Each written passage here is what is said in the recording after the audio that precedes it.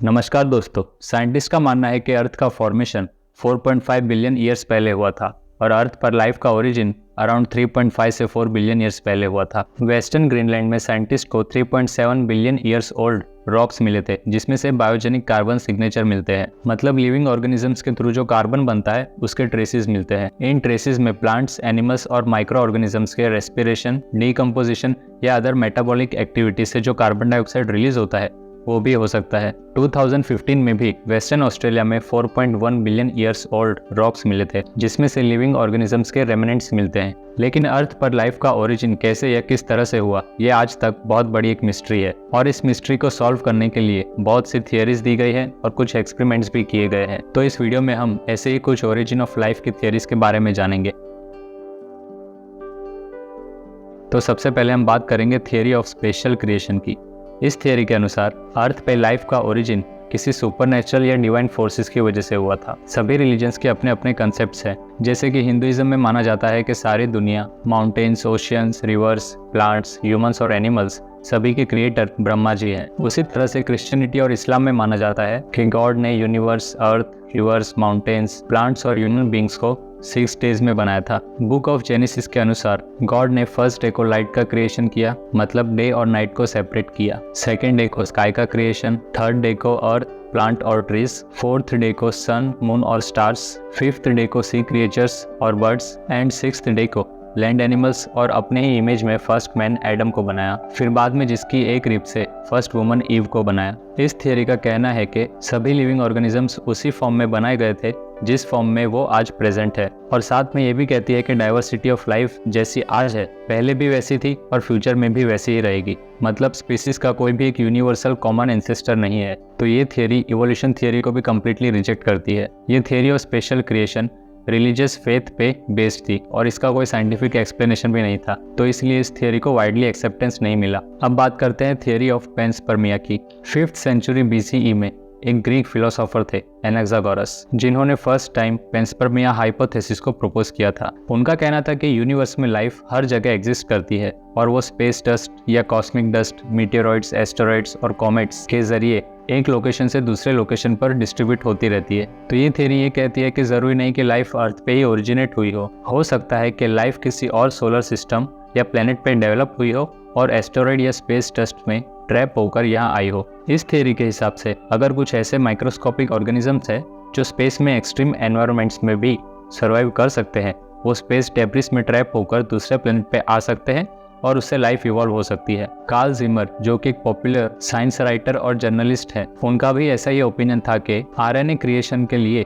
जो chemical conditions है वो अर्ली अर्थ से बेहतर उस वक्त मार्स पे रही होगी और वहाँ मार्स पे ओरिजिनेट होने के बाद लाइफ किसी एस्टेरॉइड्स के जरिए यहाँ अर्थ पर आई होगी। अब ये पेंसपर्मिया या तो इंटरस्टेलर हो सकता है, मतलब कि एक सोलर सिस्टम से दूसरे सोलर सिस्टम लाइफ का ट्रांसफर, या तो इंटरप्लेनेटरी हो सकता है, मतलब कि एक प्लेनेट से दूसरे प्लेनेट लाइफ का ट्रांसफर। एक और पेंसपर्मिया भी है जिसे कहते हैं डायरेक्टेड पेंसपर्मिया। ये थियरी कहती है कि अर्थ पर लाइफ का ओरिजिन किसी एक्स्ट्रा टेरेस्ट्रियल सिविलाइजेशन की वजह से हुआ था। Nobel prize winner Francis Crick के ओपिनियन में अर्थ पे लाइफ किसी एडवांस्ड एक्स्ट्रा टेरेस्ट्रियल सिविलाइजेशन ने पर्पसली स्प्रेड की हो सकती है। तो बेसिकली अर्थ पे लाइफ ओरिजिनेट करने के लिए माइक्रो ऑर्गेनिजम्स को स्पेस में ट्रांसपोर्ट करना या फिर अर्थ से किसी और लाइफलेस प्लेनेट की और माइक्रो ऑर्गेनिजम्स को डेलिबरेटली ट्रांसफर करना, इसी को डायरेक्टेड पेंसपर्मिया कहते हैं। लेकिन इस थियरी का जो मेन फोकस है वो इस बात पर है कि यूनिवर्स में लाइफ कैसे डिस्ट्रीब्यूट हुई होगी, ना कि इस बात पर कि लाइफ ओरिजिनेट कैसे हुई होगी। क्रिटिक्स का भी यही कहना था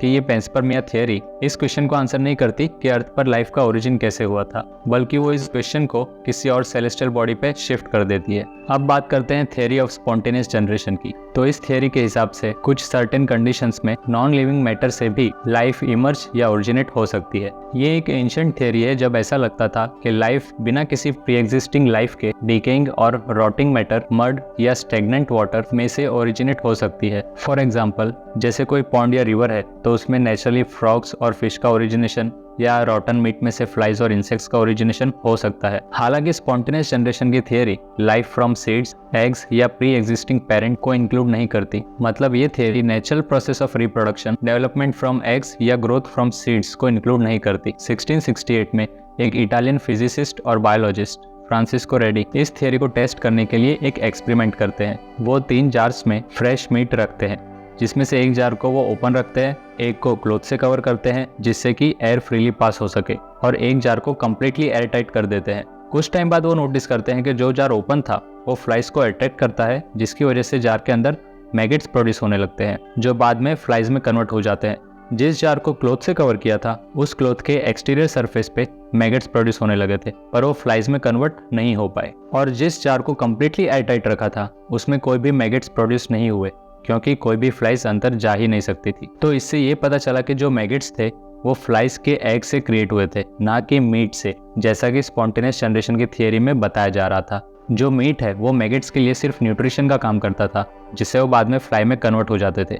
और साथ ही साथ में उन्होंने ये भी नोटिस किया कि जब वो डेड फ्लाइज को सील्ड जार में रखते थे तो मैगेट्स प्रोड्यूस नहीं होते थे, और दूसरी ओर जब वो लिविंग फ्लाइज को सील्ड जार में रखते थे तो मैगेट्स प्रोड्यूस होने लगते थे। मतलब न्यू फ्लाइज प्रोड्यूस करने के लिए प्री एग्जिस्टिंग फ्लाइज का होना जरूरी है। इस एक्सपेरिमेंट से फ्रांसिस्को रेडी ये प्रूव करते हैं कि लाइफ जो है वो प्री एग्जिस्टिंग लाइफ से ही आ सकती है, ना कि नॉन लिविंग मैटर से। अब आती है थियरी ऑफ बायोजेनेसिस। तो जैसा कि आपने देखा कि फ्रांसिस्को रेडी अपने एक्सपेरिमेंट से ये प्रूव कर देते हैं कि लाइफ स्पॉन्टेनियसली जनरेट नहीं होती, बल्कि लाइफ जो है वो प्री एग्जिस्टिंग लाइफ से ही जनरेट हो सकती है। तो ये थियरी, जहाँ लाइफ का ओरिजिनेशन किसी प्री एग्जिस्टिंग लाइफ से ही होता है, उसे कहते हैं theory of biogenesis. Actually theory of spontaneous generation को डिस्प्रूव करने के बाद भी कुछ लोग इस थियरी पे ही बिलीव करते रहे। तो 1859 में एक फ्रेंच केमिस्ट और माइक्रोबायोलॉजिस्ट लुइस पास्चर इस थियरी को डिस्प्रूव करने के लिए एक और फाइनल एक्सपेरिमेंट करते हैं। उन्होंने 2 फ्लास्क लिए जिनकी ओपनिंग एस शेप्ड या कर्व नेक की थी, जो फ्री फ्लो ऑफ एयर को अलाउ कर सके।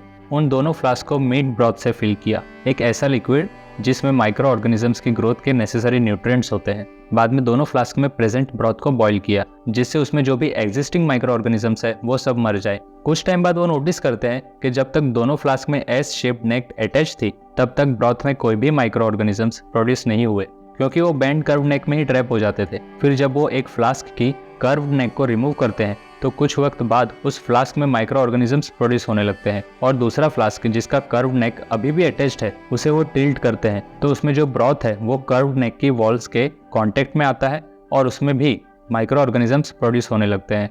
उनका कहना था कि अगर स्पॉन्टेनियस जनरेशन सच में पॉसिबल है तो कर्व नेक फ्लास्क में भी माइक्रो ऑर्गेनिजम्स का प्रोडक्शन होना चाहिए था, बट उनमें माइक्रो ऑर्गेनिजम्स का प्रोडक्शन नहीं हुआ, जिससे यही पता चलता है कि जो माइक्रो ऑर्गेनिजम्स है वो भी प्री एग्जिस्टिंग माइक्रो ऑर्गेनिज्म से ही प्रोड्यूस होते हैं, स्पॉन्टेनियसली या आउट ऑफ प्योर एयर नहीं। तो इस एक्सपेरिमेंट से theory of spontaneous generation finally disprove हो जाती है और थियरी ऑफ बायोजेनेसिस को एक्सेप्टेंस मिलता है। लेकिन इस थियरी का भी यही लिमिटेशन होता है कि ये सिर्फ कंटिन्यूटी ऑफ लाइफ को एक्सप्लेन करती है, ना कि origin of first life on earth को। अब बात करते हैं थियरी ऑफ ए बायोजेनेसिस की। थियरी ऑफ ए बायोजेनेसिस जो है वो स्पॉन्टेनियस जनरेशन की थियरी से ही रिलेटेड है। Theory of A biogenesis life किस तरह से नॉन लिविंग मैटर से ओरिजिनेट हुई होगी उसका नेचुरल प्रोसेस एक्सप्लोर करती है। ये थियरी ये जानने की कोशिश करती है कि किस तरह से केमिकल और फिजिकल प्रोसेस से सिंपल ऑर्गेनिक मॉलिक्यूल्स कंबाइन होकर फर्स्ट लिविंग ऑर्गेनिज्म बने होंगे। एक तरफ अगर स्पॉन्टेनियस जनरेशन की थियरी ये कहती है कि living organisms spontaneously non living और डिकेइंग मैटर से या बिना किसी प्री एग्जिस्टिंग लाइफ के कंटिन्यूसली ओरिजिनेट होते रहते हैं, तो दूसरी तरफ थियरी ऑफ ए बायोजेनेसिस ये जानने की कोशिश करती है कि किस तरह से फर्स्ट सेल्फ रेप्लिकेटिंग मॉलिक्यूल जैसे कि आरएनए प्राइमोर्डियल अर्थ पर नेचुरल प्रोसेस से इमर्ज हुआ होगा। Modern science theory of spontaneous generation को कम्प्लीटली रिजेक्ट करता है, लेकिन थियरी ऑफ ए बायोजेनेसिस जो है वो मॉडर्न थियरी का ही एक बहुत इंपॉर्टेंट पार्ट है, जिसे हम इस वीडियो के सेकंड पार्ट में एक्सप्लोर करने वाले हैं। तो इसी के साथ हम वीडियो खत्म करते हैं और नेक्स्ट वीडियो में हम modern theory of origin of life को डिटेल में एक्सप्लोर करेंगे। तो चलिए मिलते हैं नेक्स्ट वीडियो में।